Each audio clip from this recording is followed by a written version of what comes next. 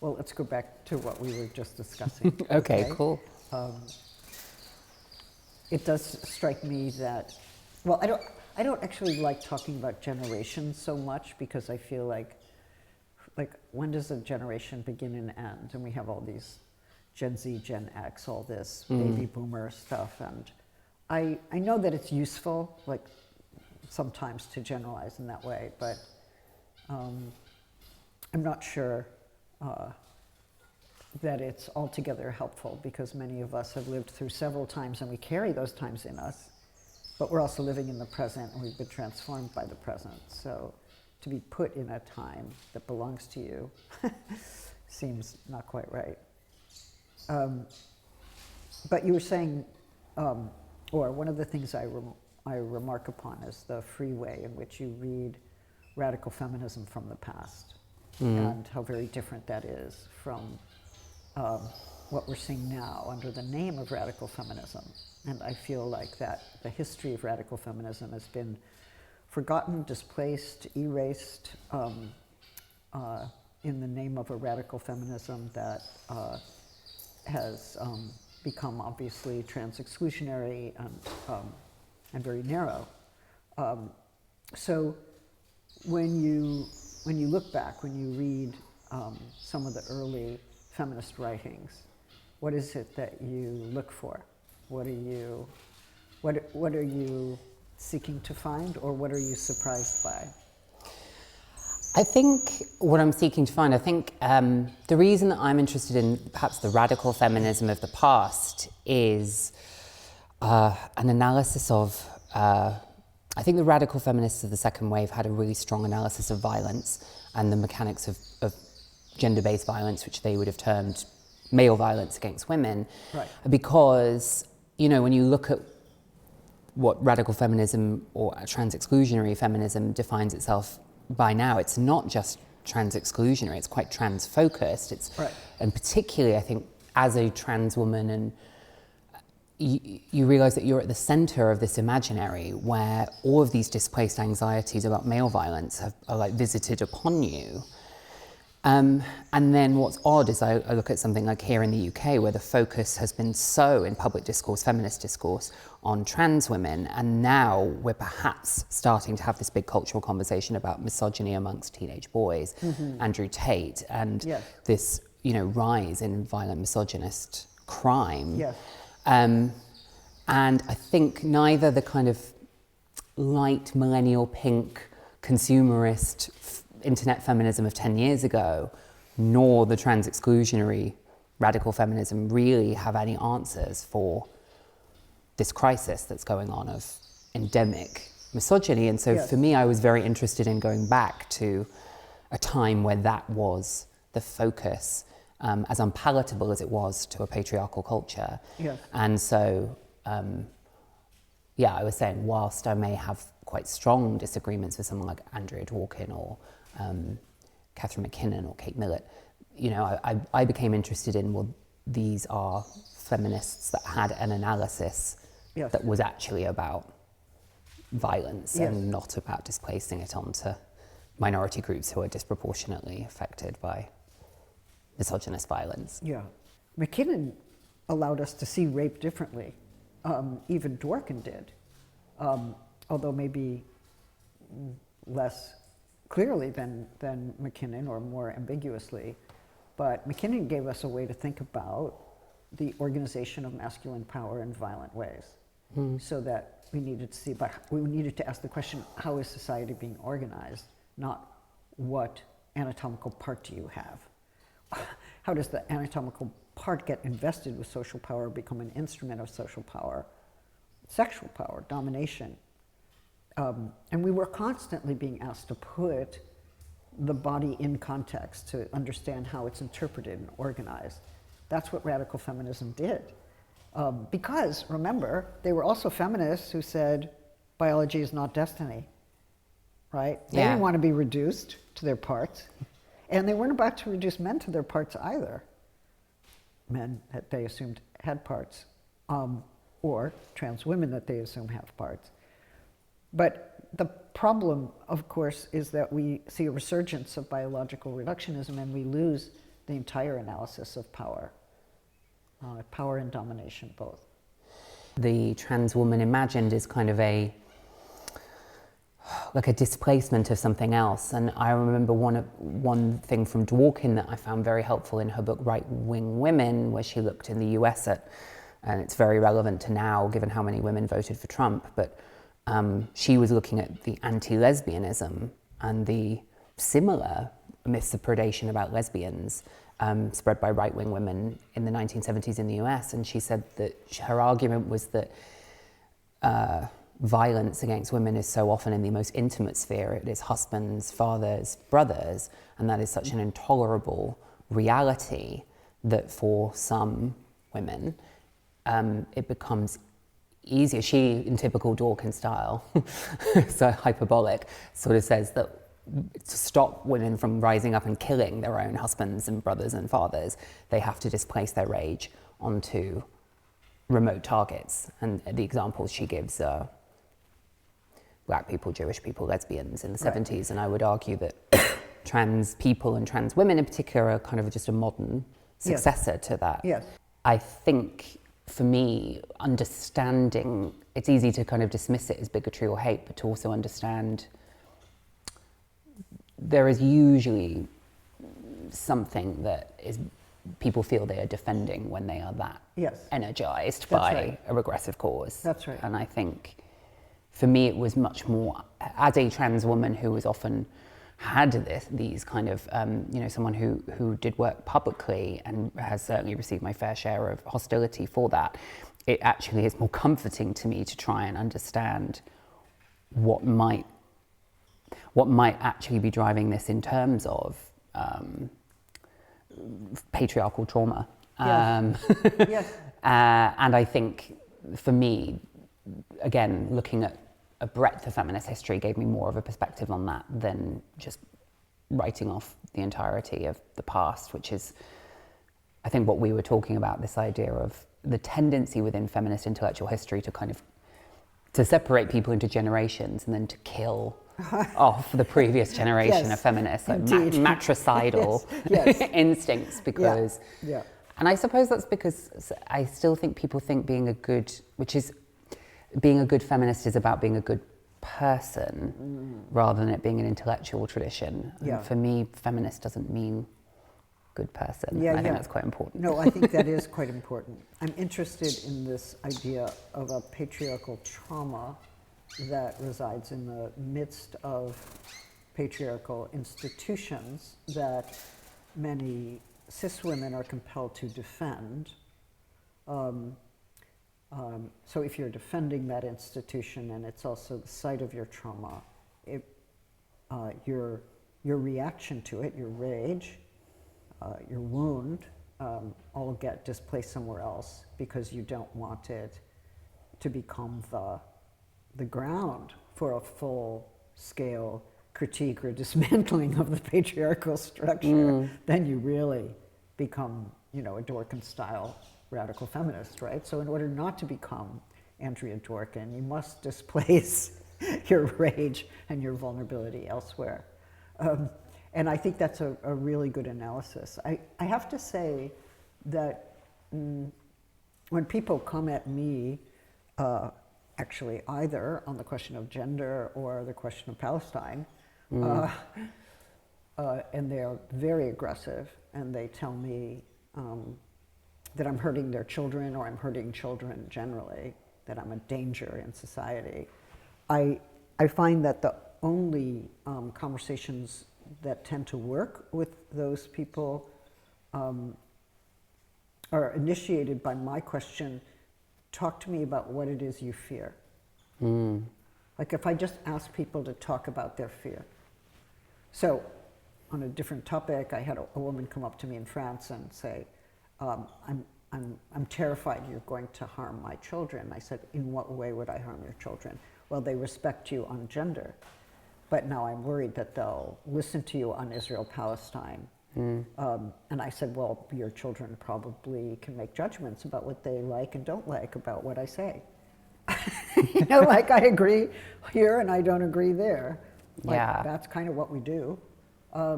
And I would expect your children to do that. You're probably raising them to be critical and have informed judgments and have a point of view of their own. But she was still very frightened, and she said, you know, you're not a European. You don't understand that that we could die again. There could be another 6 million European Jews to die, or Jews around the world to die.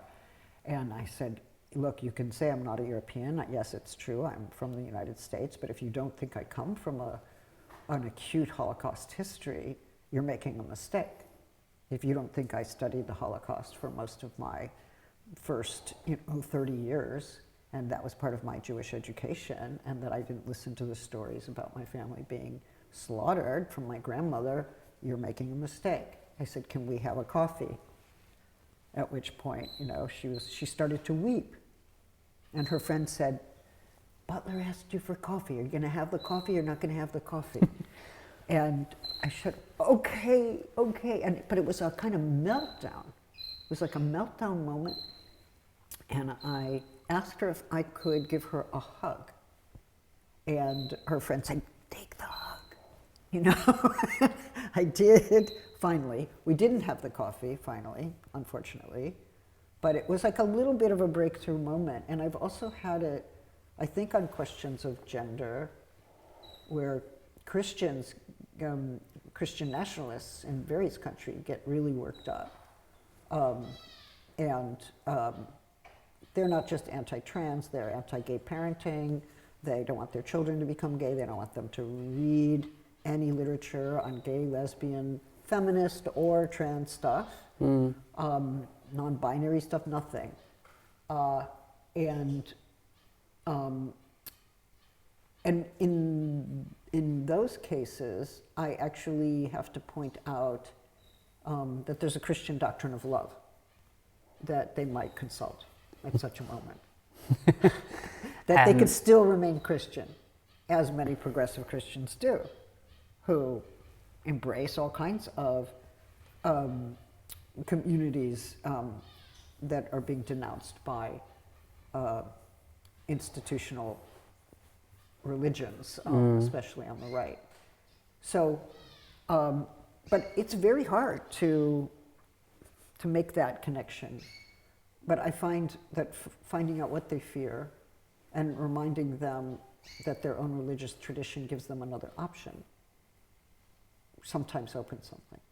Sometimes. Well, that's what I was going to ask you, is if gender has become a phantasm, has also Judith Butler become a phantasm to a certain extent, because you're sort of a stand-in for this concept so-called too. gender ideology. Well, in certain parts of the world, I would say in Brazil, but you know, there were a group of feminists who were understood as representing gender ideology for the Vatican in the 90s, and I was not prominent among them. So, I mean, I think over time, because I have started to address the issue, I get more and more identified with it.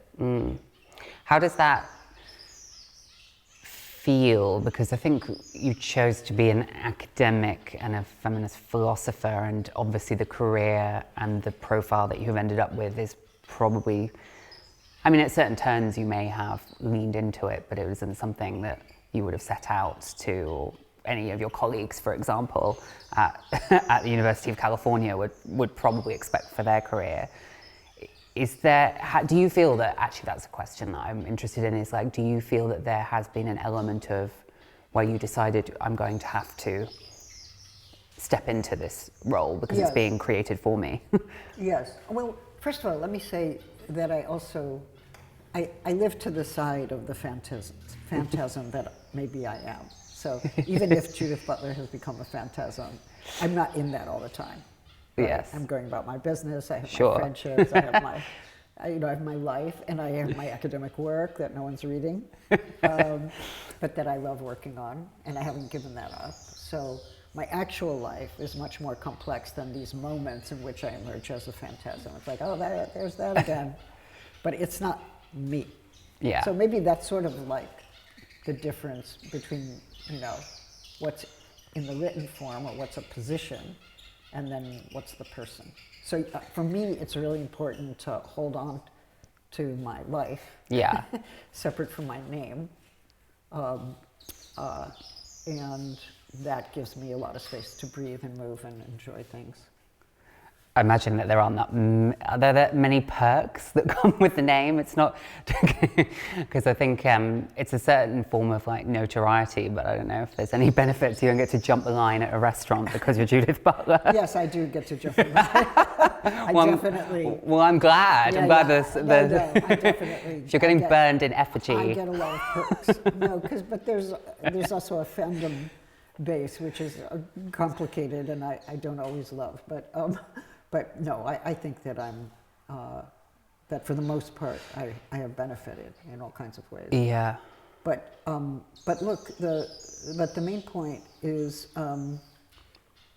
that because I was named and attacked, especially in Brazil in 2017, and threatened with violence, I really needed to start thinking about what happened to me. Talk about a trauma, and I wanted to make sense of why these people were calling me names. Why were they calling me the devil? Why did they give me horns in the effigy that they burnt? Why did they start screaming pedophilia when I was giving a talk on Martin Buber and Edward Said? I mean, it's not even talking on. They're in the back of the university setting, yelling pedophilia, right? So, and then I had to see that gender, for them, especially in their churches, which have become increasingly right-wing throughout Brazil and Latin America more broadly, they said they were taught that teaching on gender is indoctrination, predation, harm to children, seduction, and in fact, all the things that the Catholic Church has been doing for a really long time. Talk about projection, displacement. Yeah. It's almost everything they attributed to gender was, in fact, a set of crimes that the Catholic Church had both committed and covered over and failed to redress in an effective way. So, I had to go back and read the Vatican documents and figure out, how did this get to Brazil? Track it. And then why is it with Orban now? And what's happening in the apostolic churches in Central Africa, where the governments no longer provide social services, and the churches are providing all the social services, and also teaching them that gender ideology will destroy their lives. And there's some coordinated efforts, especially among sort of Christian nationalist right-wing movements, that have actually produced a global anti-gender ideology movement that is affecting all of us in our everyday lives, or many of us at least. So yeah, I did feel like once you're a target, you're given a platform. Yeah. Oh, you call me that? Thank you. I can now speak, or I can now learn or research this act of violence and find out who else is suffering from this violence. And I learned a lot about queer and trans people, especially Black people in Brazil, who have suffered violence for years, right? So it's not about me at that point. It's about taking that moment of violence that I experienced and looking at it as social structure. Like, how did this become a systemic form of violence against, what are sometimes called sexual minorities or sexual dissidents or LGBTQIA+ people? One thing that I was thinking that we probably might share is, I wrote a book about trans liberation, and I think in the wake of that book being relatively successful, I feel this kind of awkward guilt about the fact that, you acquire a platform, and yet I'm insulated from a lot of the worst transphobia, both in the UK, but also globally. There's a whole chapter I write about sex work and sex work for migrants in Europe and in South America, and how dangerous that is for trans women of colour. And that isn't something that touches my life. And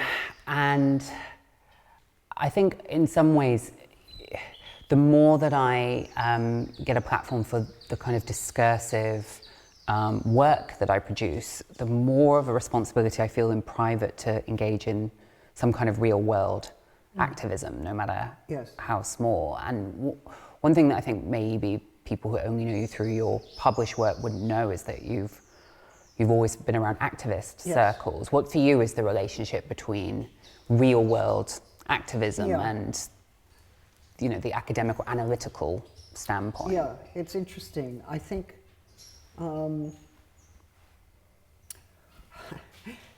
you know, I entered the academy as a philosopher, and I experienced discrimination for several years. It was very difficult for me as a butch dyke in my 20s to get a job, given how I looked and how I dressed.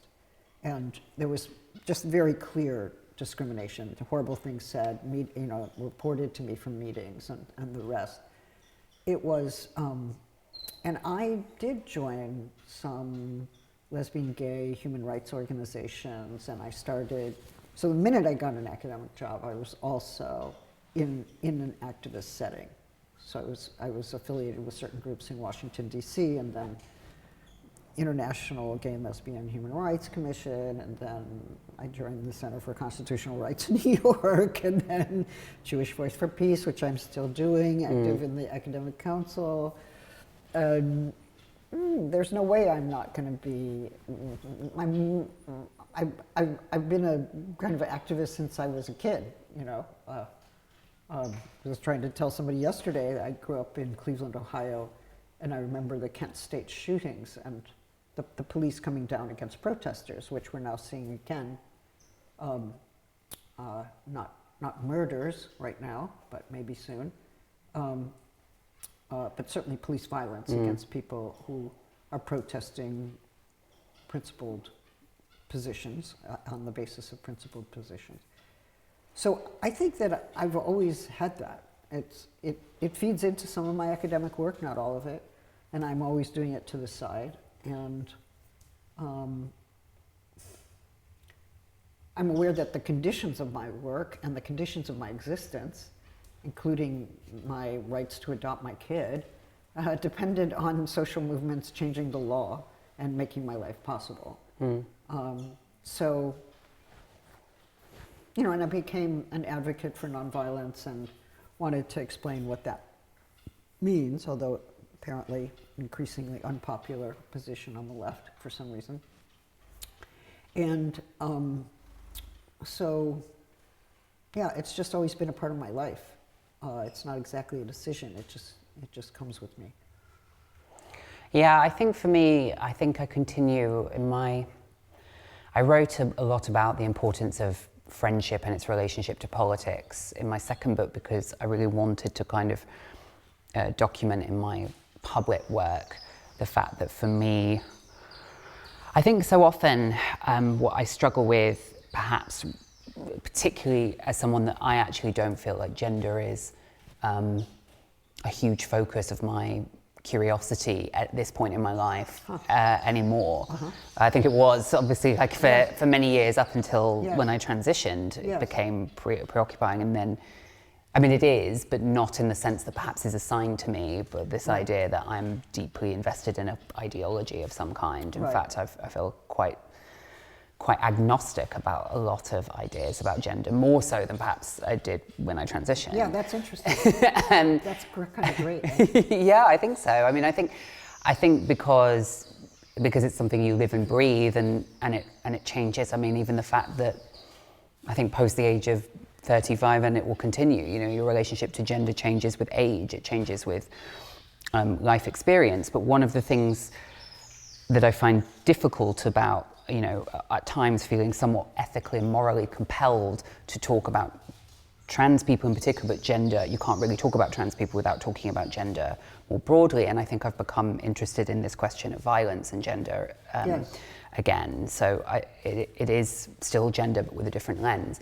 I think, I was very keen in my second book. I wrote a lot about friendship, because I think there is this idea that, you know, probably even more so for you as an academic, that we exist in some kind of echo chamber, ivory tower, and that I'm not interested or curious about people outside of that. And that's definitely something that I don't feel is true. And I reflected a lot that I think activism, which is, we still have shared political goals. Perhaps I'm mixing with people that I might naturally have more in common with politically, but not necessarily socially.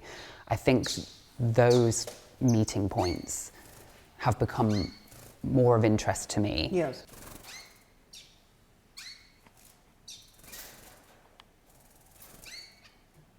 But Shon, I think of you as anti-toxic, right? Like you're trying to produce a different way of thinking, talking, being with each other that is not based on toxic allegations or hideous caricature. And this is so important in this time. And I know in the UK, some of these debates on trans have involved actually a lot of hate speech, a lot of hateful speech and hateful characterization. And it seems to me you're trying to offer another vision, which is not about hatred, but actually about love, friendship, connection, being open to those who disagree with you or who are actually frightened of you. And I'm just wondering if you could talk some more about that. I can understand why it's necessary here, but you do stand out as somebody who has diagnosed the situation and is actively trying to provide an alternative way of being. Well, that's good to hear, and I would hope so. I think, I'm not perfect in that regard. Certainly, I think some of the reason that I have probably, as you say, adopted that kind of anti-toxicity is perhaps because when I was younger, I tried the slightly more adversarial, black and white view of the world, and it kind of didn't get me anywhere and actually seemed to be quite self-destructive.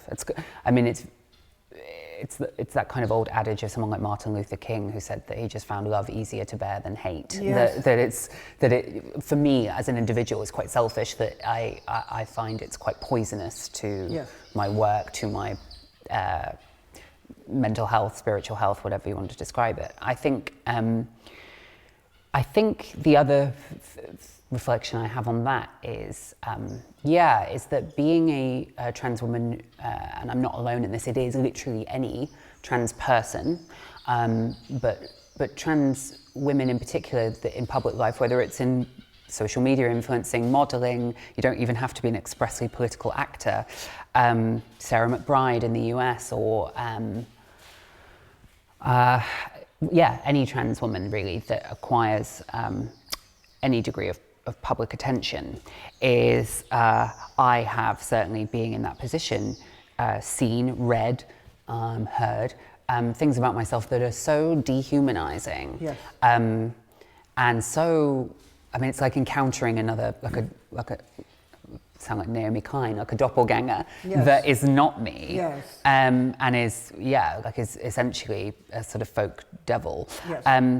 I think that is the essence of dehumanization. And what I realized is, as difficult as it is, I cannot combat that intense an intention to dehumanize me with more dehumanization by saying, well, these people are just doing it because they're full of hate and they're awful people. Right.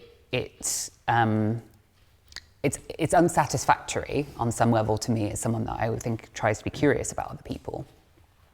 Because I still think, these people are people. They have motivations, like you described, fear. They have anxiety about something, and it doesn't mean that it isn't misplaced. It doesn't mean it doesn't cause harm.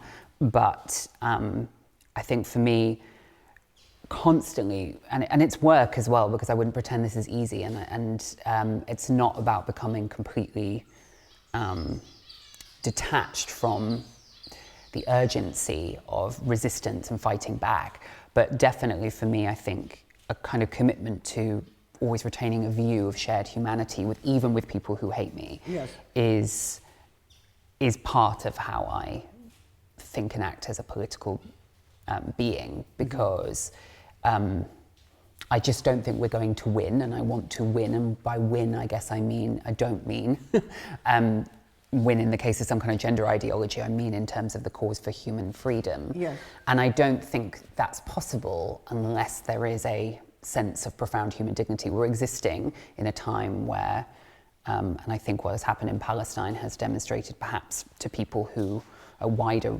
group of people than ever before, as we've seen what unfolds, is that the very concept of human rights, inalienable human dignity is in tatters.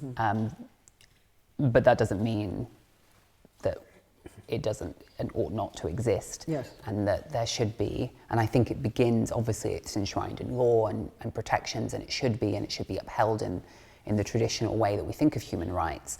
But I think the perspective on humanity that underpins it has to flow in all perspectives. So for me, it's much more interesting to kind of radically rehumanize the people that want to dehumanize me, and start there from a position of curiosity about their humanity. Right.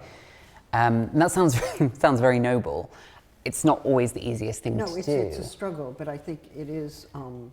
It's an imperative ideal, for the reasons you say, right? How can we be in favor of the freedom of this group or that group without thinking about freedom as something we want for all people?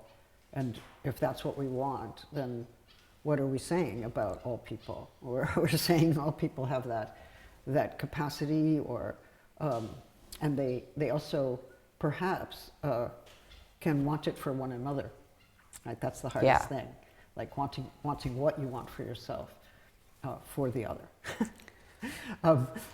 Turns out, equality is just like a massively difficult obstacle for a lot of people. But one question I guess I have for you is, I have a student who came from a very conservative background, came up to me at a university. She said, look, I'm a progressive thinker, but I go back home in the summers and I sit with all these people in my family who voted for Trump and who have some pretty terrible views, in my view. At the same time, she said, I have to figure out how to hold their humanity, as I speak to them, in other words. And I love that figure, like holding another's humanity. It's like you're arguing, you're disagreeing, they're completely wrong, but you're holding their humanity at the same time. And I thought, wow, that's like this big-hearted way of engaging in antagonism. Can we do that? Can we struggle and also hold each other's humanity?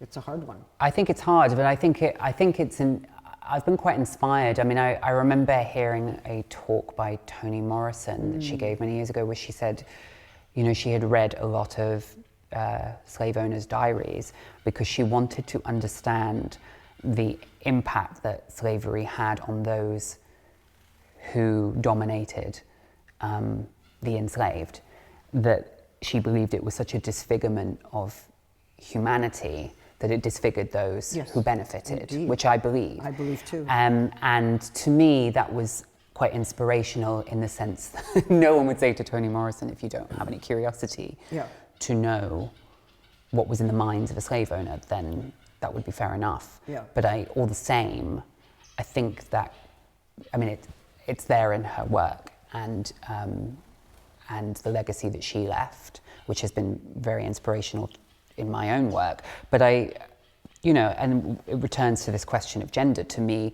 it's very interesting to think about, gender is so often something that we envision perhaps now trans people, but if not cisgender women, so rarely, or maybe gay men, but so rarely cis straight men.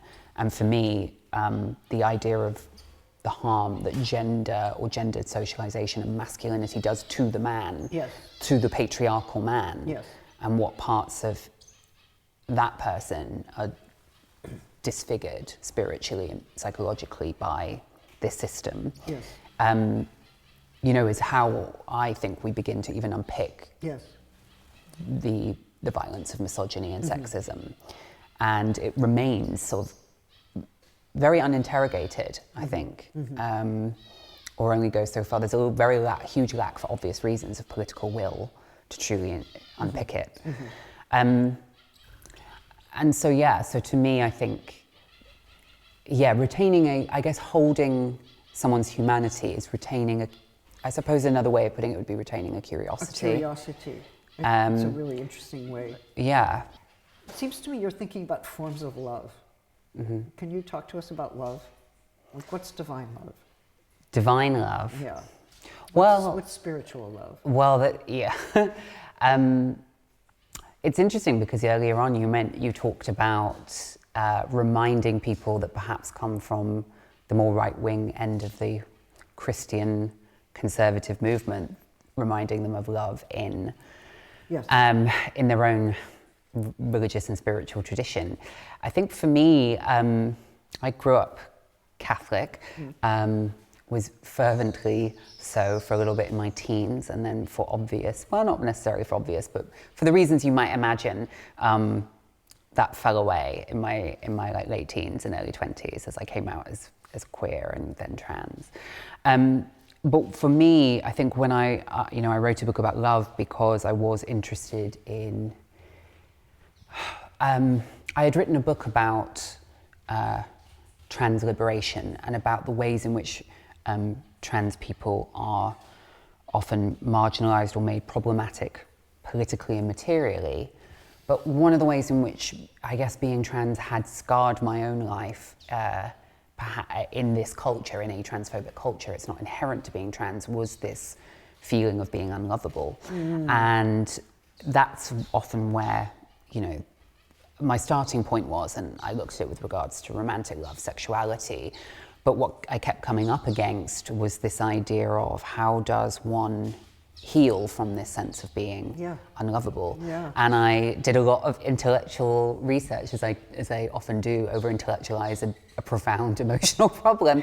And I think what I kept coming up against was this sense of the spiritual, and I think in a late capitalist, consumerist culture, whilst there is plenty to people have understandably rejected, particularly queer and trans people, about organised religion, and the organised religions that some of us grew up in, I did think, there is something about a lack of spiritual love, as in a transcendent sense of connection with other people and with a higher purpose of being here, that is missing, and into that void is buy more, consume more, and it's killing us and it's killing the planet. And so for me, I think as I've progressed through my 30s, spiritual love for me has been about what can I, both from the spiritual forms of love I grew up with, which for me were in a Christian context, although I'm not a Christian anymore. Is that possible? I think, well, is it possible to extract? I mean, it's kind of, yeah. I accept what you're saying, but I always thought you could leave the church, but still something's inside you that comes from that tradition. But, I think so. Okay. I think that's true. I mean, definitely there are both good and bad. Yeah. But I think for me, here is what I have taken from spiritual love, and I appreciate that for some people it may still operate within a religious context, but is this idea, and we've talked about a lot of them today, is this shared humanity that is everyone being infinitely worthy of some kind of love because they are human, a connection to one another, an idea that this consumerist, materialist world we live in might not be the sole summit of our happiness, that these big spiritual principles like forgiveness, tolerance are good. We don't always hear that they're good. Even in the queer community, we don't necessarily hear that they're good. Yeah.